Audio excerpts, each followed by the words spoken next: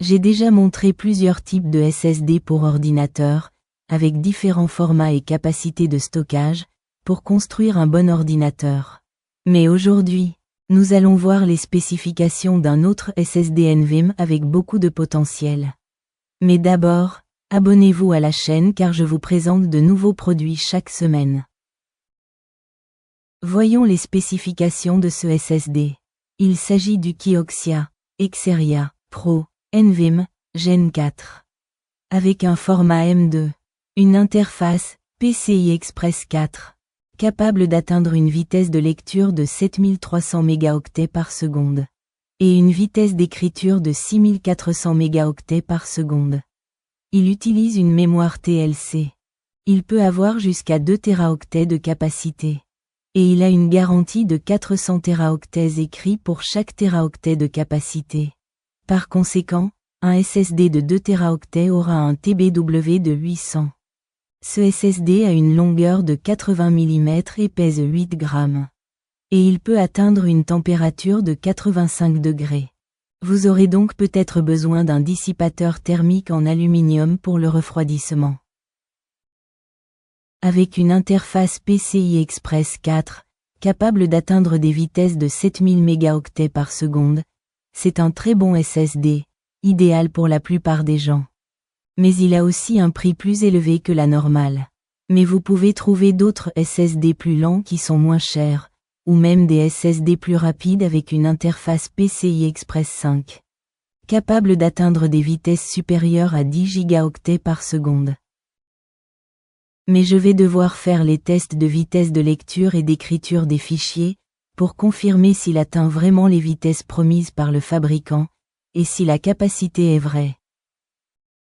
Les SSD M2 sont devenus le composant le plus important pour les performances des ordinateurs, car ils offrent des vitesses plus élevées et une plus grande durabilité. Ce qui les rend idéaux pour les ordinateurs portables et les ordinateurs de bureau.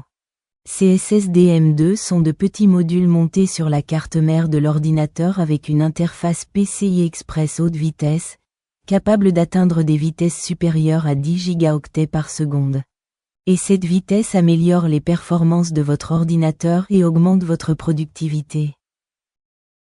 Mais je vous explique comment choisir un SSD NVMe pour votre ordinateur. Il y a 4 caractéristiques importantes à prendre en compte lors du choix d'un SSD. La vitesse, la capacité, le type de mémoire et la longueur du module. La vitesse du SSD M2 dépend de la version de l'interface PCI Express. La version PCI Express 3 peut atteindre des vitesses de lecture de fichiers de 3500 mégaoctets par seconde. Tandis que la version PCI Express 4 peut atteindre 7000 mégaoctets par seconde et la version PCI Express 5 jusqu'à 12000 mégaoctets par seconde, soit 1,2 gigaoctets par seconde. Mais les SSD PCI Express Gen 5 ont besoin d'un dissipateur thermique car ils deviennent très chauds en raison des vitesses très élevées.